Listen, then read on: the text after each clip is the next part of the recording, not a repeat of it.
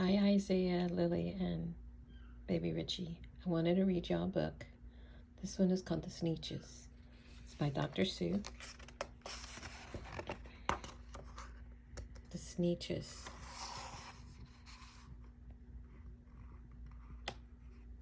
Now, the star-belly Sneetches had bellies with stars. The plain-belly Sneetches had none upon theirs. Those stars weren't so big. They were really so small. You might think such a thing wouldn't matter at all.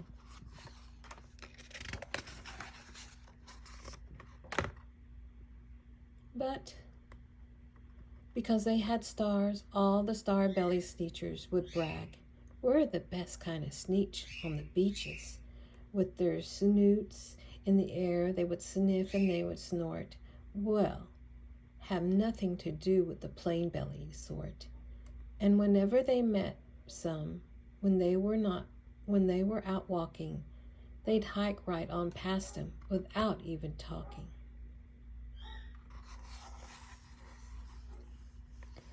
When the star-belly children went out to play ball, could a plain belly get in the game? Not at all.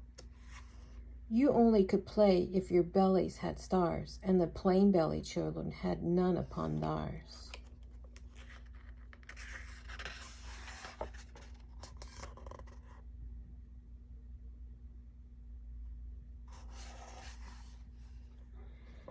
When the star-belly Sneetches had Frankfurter roasts, or picnics or parties, or marshmallow toasts, they never invited the plain-belly Sneetches.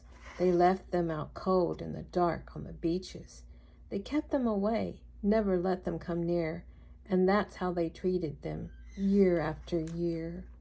Look how sad they are.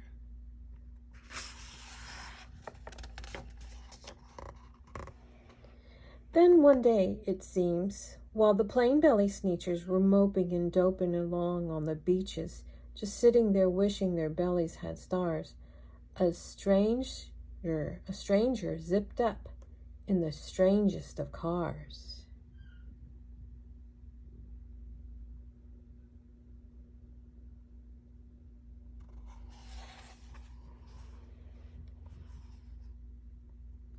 "My friends," he announced in a voice clear and keen, "my name is Sylvester McMonkey McBean, and I've heard of your troubles. I've heard you're unhappy. But I can fix that. I'm the fix-it-up chappie. I've come here to tell you I have what you need, and my prices are low. I work at great speed, and my work is 100% guaranteed."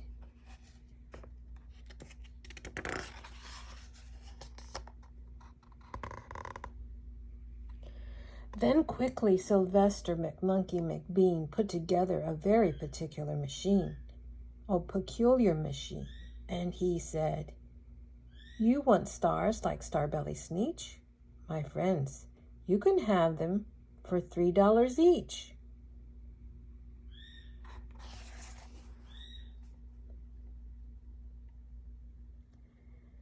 "Just pay me your money and hop right aboard." So they clambered inside. Then the big machine roared, and it clunked, and it bonked, it jerked, and it burked, and it bopped them about. But the thing really worked. When the plain-belly Sneetches popped out, they had stars. They actually did. They had stars upon theirs.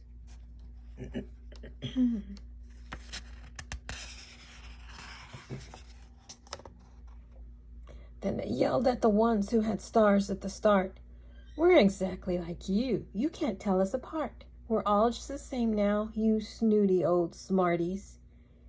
And now we can go to your Frankfurter parties."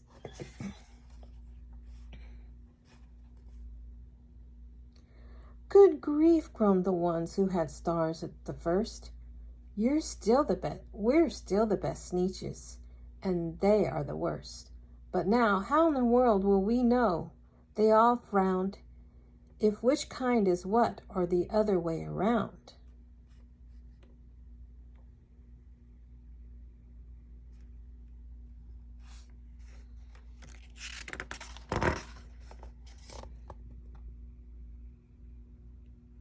Uh-oh, they look worried, don't they? Then up came McBean with his very sly wink, and he said, "Things are not quite as bad as you think. So you don't know who's who? That is perfectly true. But come with me, friends. Do you know what I'll do? I'll make you again the best Sneetches on the beaches, and all it will cost you is $10 eaches."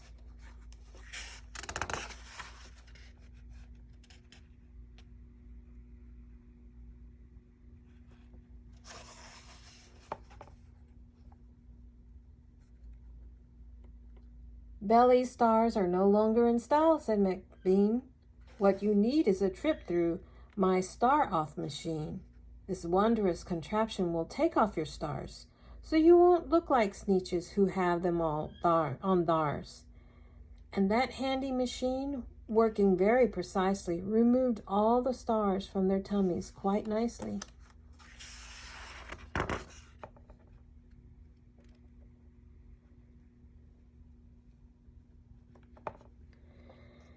Then with snoots in the air, they paraded about, and they opened their beaks, and they let out a shout. "You know who is who.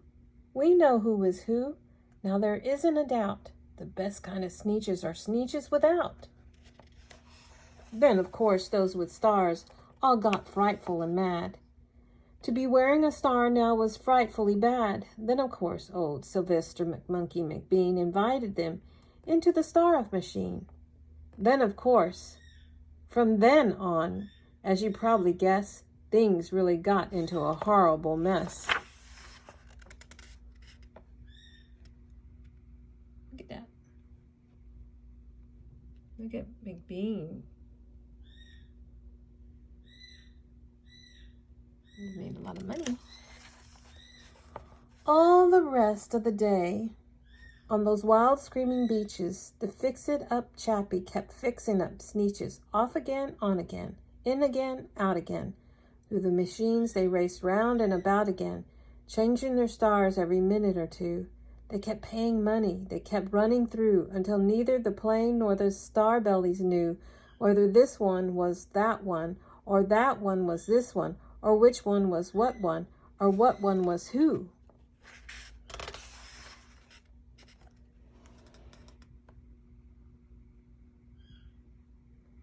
Then, when every last cent of their money was spent, the fix-it-up chappie packed up, and he went. And he laughed as he drove in his car on the beach. "They never will learn. No, you can't teach a Sneetch."